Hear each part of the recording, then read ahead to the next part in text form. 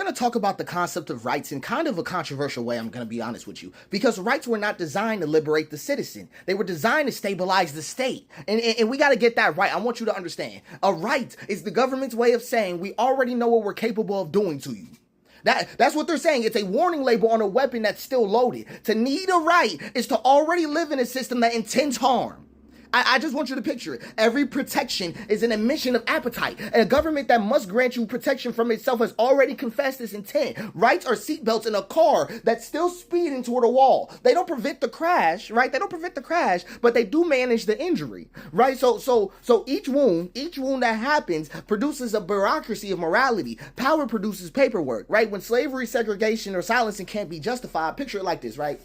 When you can't justify them, you archive them legally, elegantly, because the law never bleeds. It just notarizes. Rights function as like a paper tourniquet, if you see where I'm coming from. Tight enough to stop the outrage, but not the bleeding. They keep the moral temperature low enough for the economy to stay warm. Rights are like ice cubes dropped in boiling oil. They hiss, smoke, illusion, the illusion of cooling is happening, but then it's just more fire, right? You get what I'm saying? That's really what it comes from. So just to kind of get the POV of where this bad idea came from. Right? I'm gonna show you. When the revolution ended monarchy, it did not end the cosmology that gave birth to it, right? What created monarchy in general, right? It removed the crown, but it didn't remove the logic that required it. Right? The hierarchy itself. So I'm going to show you the old chain of command, because it still holds, it's just invisible now, because it was God, government, property, man, woman, servant, earth. That was the line of order for the world. I just want you to have the POV. They called it progress because the whip was replaced by a wage. Right, but it's the same process. They called it liberty because the prism changed shape. Now, I just want you to get what's going on. I'm just saying that. It's not democracy. It's not democracy because the master started asking for your vote. It's still not democracy. That's all that's going on. So, just to paint it in a different way, the revolution, right, the American Revolution itself, really starts from an incomplete place because its engine ran on bondage. To stop exploiting would mean that it had to stop expanding. And to stop expanding would mean that it had to confront emptiness. And that was the very thing the empire was even built to avoid. Right? I just want you to understand that. So liberty ends up being rationed like oxygen, right? Enough to breathe, but never enough to burn. The Constitution didn't really fix slavery. It outsourced it to different systems. It didn't abolish domination. It rebranded it as productivity. So if you understand it like how I'm saying it, freedom became the sugar that kept the plantation running. Freedom itself. So it causes like a psychological loop to spin up in a person, because every empire needs its citizens to believe in its morality. So it turns justice into a customer service line. You can file a complaint, you can request reform, but you cannot question the premise. Right? The premise itself. Each right is an anxiety pill for a collective consciousness, just so pain is legible but never solvable. Right? So when pain gets too loud, they make it legible. You can read about it. You can get a little taste of it, right? And the right itself. But it's a sedative for a nation, just to keep a nation sleep through its own screaming. I'm just calling it what it is. This is why it's controversial in itself. And we're spiritually hollow in the belief in rights at all. The Constitution is not a covenant with God. It's not. It's not, right? Other cultures had covenants that started their social societies. It is not. It was a contract with fear. It's true God. Oh, how can I say this? It's true God was control, right? That's how I would say it.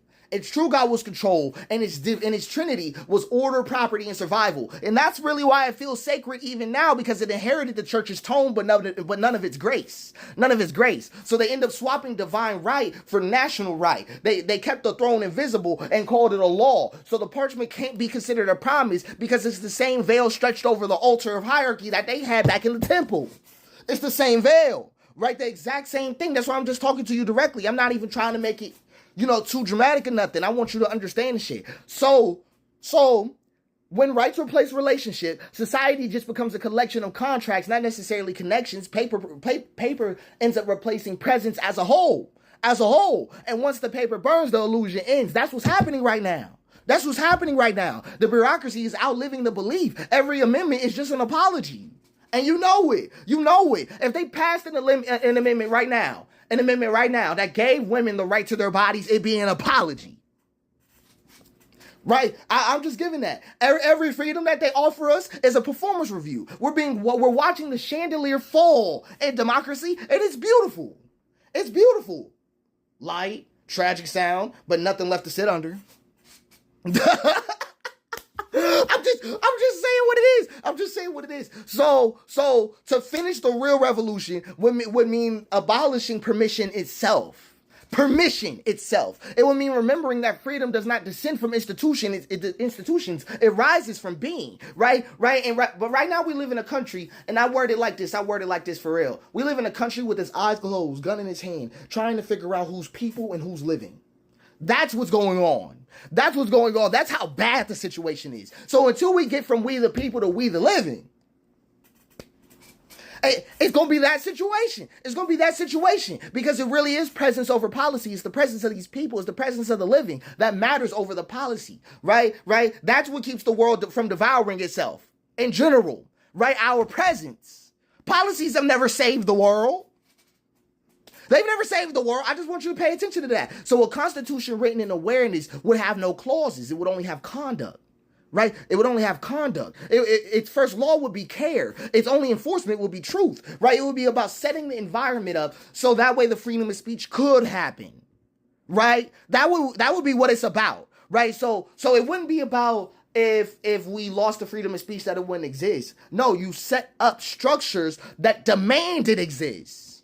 They can't function without its existence. That's how you get things to actually happen, right? You make them require, right? You use scarcity logic. I'm just saying, play into it. You have to understand how it was meant to be. We needed a document of social cohesion, but they wrote a document of property values.